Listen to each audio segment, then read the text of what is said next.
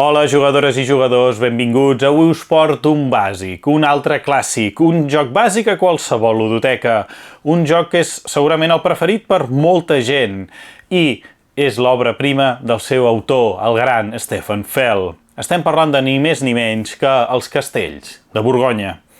Un joc de taula que no cal parlar-ne gaire. Per què? Perquè ja hi ha 1000 vídeos, ja hi ha 1000 ressenyes, ja porta corrent molt per aquí, s'ha reeditat més de 4 vegades, i a més, ara ens ve una reedició de Waking Realms amb miniatures, triples trucalatges i tota mena de detalls.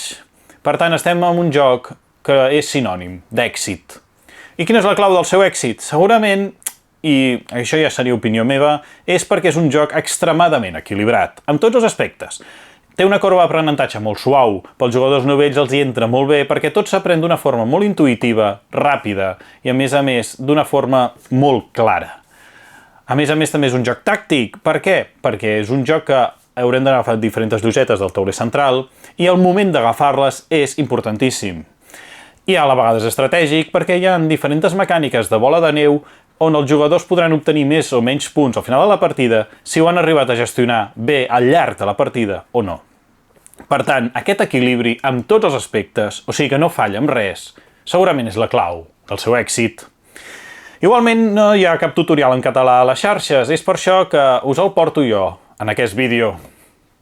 Ens trobem en el segle XV en la regió de la Borgonya, situada en el centre de França. Sou uns influents prínceps i el vostre objectiu és fer prosperar els vostres territoris, expandint i comerciant estratègicament. Llanceu els daus per veure les vostres opcions i trobeu una tàctica que us porti a la victòria. El comerç, la ramaderia, l'edificació, els coneixements.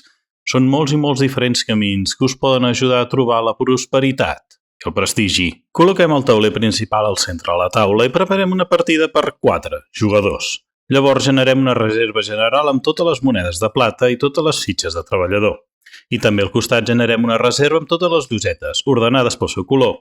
I trobem els vaixells, els castells i les mines. Les llosetes d'aquests grups són totes iguals, per tant es poden generar una reserva general. I després trobem les grogues, que són els monestirs, les de color beix, els edificis, les verdes, el bestiar i les fosques que corresponen al mercat negre. En aquests casos, les llosetes són totes diferents entre elles. Per a aquests grups, us recomano utilitzar unes bosses de roba i posar totes les llosetes d'un mateix grup dintre d'elles.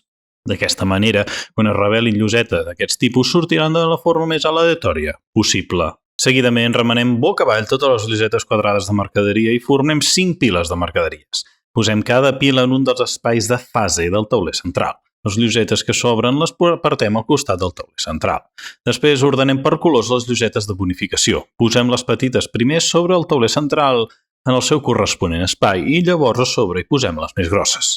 A cada jugador li entreguem un tauler de jugador. Per aquesta partida tots els jugadors jugaran amb el tauler número 1. En posteriors partides els jugadors podran provar altres taulers que hi ha en el joc. D'aquesta manera el joc ofereix una rejugabilitat molt gran i també aconseguim asimetria entre els jugadors. I a cada jugador li entreguem una lloseta de castell i la posa en un dels hexàgons de verd fos del seu tauler de jugador. En el tauler 1 el més recomanable és posar el castell en l'hexàgon central. Després cada jugador agafa 3 llosetes de mercaderies a l'atzar de les que ja han sobrat i les posa boca amunt en les caselles de magatzem per mercaderies. Cada jugador agafa una moneda de plata i tots els components del seu color, 2 daus i 2 discs.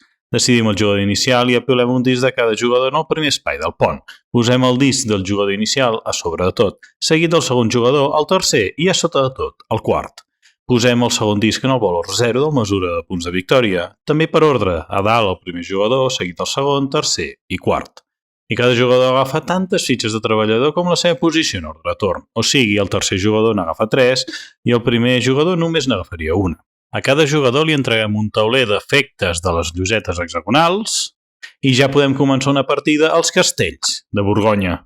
Una partida als Castells de Borgonya dura 5 fases, que estan nombrades de la A a la E, i cada fase està composta per 5 rondes. En cada ronda els jugadors s'aniran tornant jugant els seus daus en cada torn, i la ronda finalitza quan tots els jugadors han jugat el seu torn.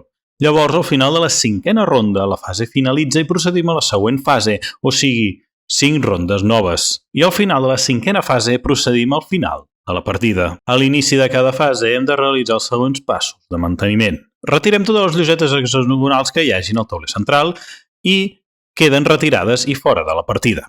Lògicament, aquest pas no es fa al principi de la partida.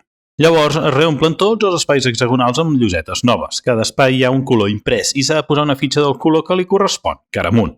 Seguidament agafem la pila de 5 mercaderies de la casella de la fase en curs i les posem boca amunt en les 5 caselles de rodona. Aquestes 5 mercaderies indicaran les rondes en curs. Llavors ja podem començar amb les 5 rondes d'aquesta fase. En cada ronda els jugadors realitzen els següents passos. Primer de tot, cada jugador llença els seus 2 daus del seu color i els col·loca al costat del seu tauler. A més, el jugador inicial llença el dau blanc. El jugador inicial col·loca la mercaderia de la ronda en curs en el dipòsit del valor del dau blanc. Llavors, comencem pel jugador inicial i en ordre indicat en el mesurador del pont, o sigui, el jugador més avançat és el primer i seguit. Els jugadors es van tornant en cada torn. Els jugadors jugaran els seus daus llançats. Realitzaran una acció per cada dau i l'ordre de resolució de les accions va a gust dels jugadors. Com veurem més endavant, les accions que es poden dur a terme depenen dels valors concrets obtinguts en les tirades dels daus. Per poder modificar els valors obtinguts existeix un recurs en aquest joc que són les fitxes de treballadors. Els jugadors poden descartar fitxes de treballador per sumar o restar el valor d'un dau en una unitat. Es pot canviar el valor d'un dau de valor 1 a valor 6 i viceversa, i es poden utilitzar tants treballadors en un mateix dau com el jugador vulgui i pugui. A continuació explicarem les accions principals d'aquest joc. A les accions aquestes normalment es duen a terme quan s'utilitzen daus, però de vegades es poden realitzar d'altres formes diferents, com veurem a continuació. Acció d'agafar una lloseta hexagonal del tauler central. Els jugadors poden agafar llosetes hexagonals dels dipòsits del tauler central. Cada dipòsit correspon a un valor del dau. Els jugadors poden jugar un dau amb el valor del dipòsit i agafar la lloseta hexagonal que hi hagi disponible. Aquesta lloseta la col·loca en un dels espais de magatzem per llosetes del tauler jugador, també anomenades llosetes clau. Si un jugador té ple les 3 llosetes clau, el jugador pot descartar una de les 3 que tingui i col·locar la nova lloseta. La segona acció que poden fer els jugadors consumint un dau consisteix en moure una lloseta hexagonal del magatzem personal de cada jugador al mapa del principat del tauler jugador. La col·locació de llosetes es regeix per les següents normes. Les noves llosetes han de ser col·locades sempre adjacents a una lloseta ja col·locada. O sigui, al principi els jugadors han de posar una lloseta adjacent al seu castell. La lloseta ha de ser col·locada en un espai on el seu valor imprès ha de coincidir amb el valor del dau descartat. I el color de l'espai ha de coincidir amb el color de la lloseta. Les llosetes col·locades ja no es podran moure mai més de l'espai col·locat. I llavors, normalment, immediatament després de col·locar la lloseta, es durà a terme un efecte que depenen del tipus de lloseta col·locada. A continuació explicarem els efectes que sorgeixen de les llosetes. Els vaixells. Quan un jugador posa una lloseta de vaixell en el seu principat, sorgeixen 2 efectes. Primer, el jugador agafa de qualsevol dipòsit del tauler central totes les llosetes de mercaderia que hi hagi. Llavors les deixen al seu magatzem de mercaderies del tauler de jugador. Els jugadors poden emmagatzemar fins a 3 colors diferents de mercaderies. Les mercaderies del mateix color han de ser col·locades apilades una sobre l'altra en un mateix espai. Si un jugador no pot emmagatzemar alguna mercaderia que li arriba, aquesta es queda en el dipòsit d'origen.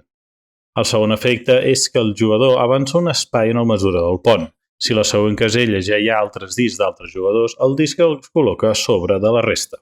Si en aquest moment el jugador és el primer del mesurador, passa a ser el jugador inicial i rep el dau blanc.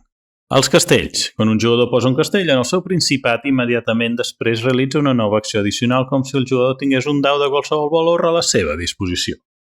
Les mines. Les mines no generen res immediatament al ser col·locades, però sí que produeixen una moneda de plata al final de cada fase. El bestiar. Quan un jugador col·loca una lloseta de bestiar en el seu principal, obté punts de victòria. Obté tants punts de victòria com el nombre d'animals de la lloseta posada. A més, obté punts de victòria extra si en la mateixa àrea verda ja hi havia una altra lloseta d'animals del mateix tipus. Llavors el jugador també obté tants punts com el nombre d'animals de la lloseta o llosetes del mateix tipus. Les llosetes han de compartir l'àrea, no cal que estiguin adjacents. Els edificis. Els edificis són unes llosetes particulars que cada una d'elles realitza uns efectes únics. Quan col·loquem un edifici en una àrea d'edifici, les beix. Aquest edifici no es pot repetir. En canvi, en altres àrees del Principat sí que es poden repetir. O sigui, no poden haver 2 esglésies en una mateixa àrea beix. Ara explicarem els 8 tipus d'edifici diferents i els seus efectes. Tenim el mercat. Els jugadors poden agafar immediatament una lloseta de bestiar o de vaixell de tauler central cap al magatzem del tauler del jugador. La fusteria permet agafar una lloseta d'edifici del tauler central al magatzem del jugador. L'església també funciona igual, però els jugadors poden agafar llosetes de mina, castell o de monestir. La botiga permet al jugador realitzar una acció de venda de mercaderies. Aquesta acció de vendre mercaderies la veurem més endavant. La pensió permet al jugador obtenir 4 fitxes de treballador. El banc permet al jugador obtenir 2 monedes de plata immediatament. L'Ajuntament permet realitzar immediatament una acció extra de col·locació de lloseta al Principat i la Talaia dona 4 punts de victòria immediatament. Hem de tenir en compte que els edificis s'activen en el moment que es col·loquen i no després, o sigui, si un jugador posa un mercat i no hi ha llosetes verdes o blaves al tauler central per agafar, el benefici es perd, però el jugador pot seguir posant l'edifici en el Principat. Els monestirs. Les llosetes grogues són els monestirs. Hi ha 26 diferents. Cada un d'ells atorga un benefici al jugador en forma d'una habilitat passiva i algunes donen punts extra al jugador al final de la partida. Com hem dit, hi ha 26 diferents. Procedim a explicar-ho. Aquest monestir trenca la norma d'un edifici de cada tipus en cada àrea d'edificis del Principat. Aquest millora les mines i, a banda de produir la moneda de plata al final de cada fase, ara les mines també produeixen una fitxa de treballador cada una d'elles. Aquesta fitxa de monestir fa que al vendre mercaderies el jugador obté 2 monedes de plata en comptes d'una sola. Aquesta fitxa de monestir fa que al vendre mercaderies el jugador obté una fitxa de treballador a banda de la resta de beneficis a la venda. Aquesta lloseta permet al jugador que quan agafa una lloseta de vaixell pot agafar totes les mercaderies d'un dipòsit adjacent al dipòsit escollit. Aquesta lloseta permet al jugador comprar les llosetes del mercat negre pagant fitxes de treballador en comptes de monedes de plata. Es poden combinar entre elles. I a més, el jugador pot comprar qualsevol lloseta del tauler central, no només del mercat negre. Aquesta lloseta al monestir otorga un punt extra al jugador per cada lloseta que puntuï en una puntuació de bestiar. En aquesta lloseta al monestir millora les fitxes de treballadors. Poden modificar daus pel valor de -2 amb +2 per cada fitxa de treballador. Aquesta lloseta al monestir permet modificar el valor en -1 o +1 en un dau en el moment de col·locar una lloseta d'edifici en el Principat. Aquesta lloseta de monestir fa el mateix amb les llosetes de bestiar i vaixell, i aquesta també fa el mateix amb les llosetes de monestir, castell i mines. Llavors, en aquesta lloseta monestir, permet al jugador modificar el dau en -1 o +1 en el moment d'adquirir llosetes del tauler central, pagant daus. Aquesta lloseta fa que el jugador guanyi una moneda de plata cada vegada que faci l'acció d'adquirir 2 fitxes de treballadors quan paga un dels seus daus. Aquesta fa el mateix, però en comptes d'una moneda de plata, otorga 2 treballadors més al realitzar aquesta acció. I llavors, la resta de llosetes monestir que tenim otorguen punts al final de la partida. I funcionen totes igual. Al costat esquerre tenim els punts i a la dreta la condició. Els jugadors obtindran tants punts com vegades compleixin la condició. Per exemple, en aquest cas, el jugador té 4 punts de victòria per cada bestiar diferent en el Principat. Cobrir tota una àrea d'un color. En el moment que un jugador arriba a cobrir tota una àrea contigua d'un sol color del seu Principat, independentment del nombre d'hexàgons a cobrir, el jugador obté punts de victòria. Obté tants punts de victòria com la mida de l'àrea coberta. Ens fixem en aquesta taula del tauler central. El mínim seria una àrea d'un hexàgon, per tant el jugador obté un punt, i el màxim seria una àrea de 8 hexàgons, que com veiem guanyaria 36 punts. Addicionalment, els jugadors obtenen més punts, però en aquest cas depèn de la fase en curs. Si el jugador aconsegueix completar una àrea durant la fase A, aconsegueix 10 punts extra, i aquest valor va baixant a mesura que la partida avança. En l'última ronda, els jugadors obtindrien només 2 punts extras per cobrir tota una àrea. Obtenir les llosetes de bonificació. I ara que ja sabeu prou del joc, segurament us estareu preguntant què són les fitxes de bonificació que hi ha al tauler central. Aquestes fitxes dels jugadors les podem obtenir si són els primers en aconseguir tapar tots els espais d'un color en el seu Principat. En aquest cas volem dir tots els espais d'un mateix color, continus, i no. El primer jugador en fer-ho obté la lloseta bonificació gran del corresponent color i obté els punts indicats depenent del nombre de jugadors en joc.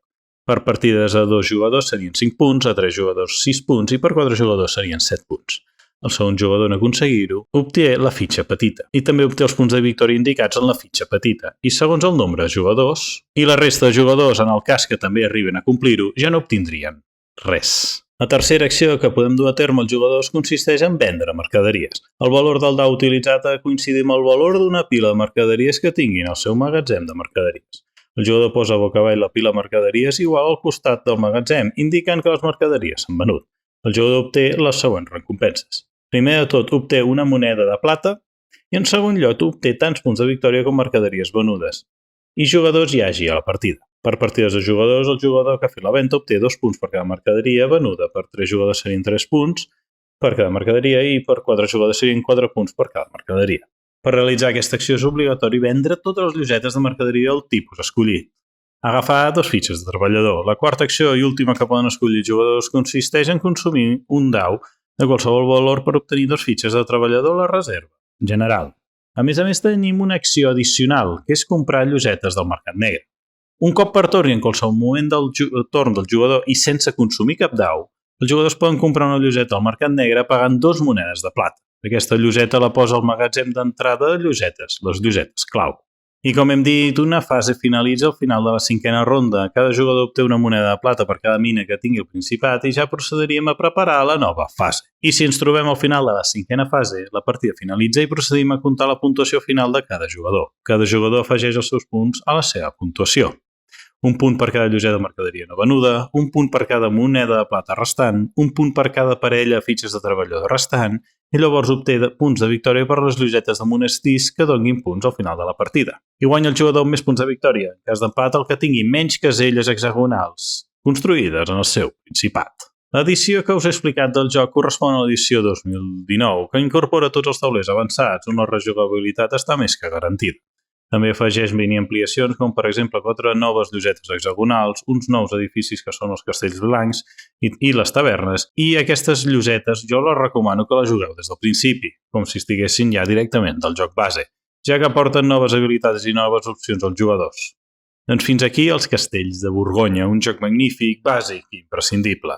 Moltes gràcies per veure el vídeo i si us ha agradat us convido a donar like i subscriure al canal. Això ajuda moltíssim a tirar endavant amb nou contingut. A reveure!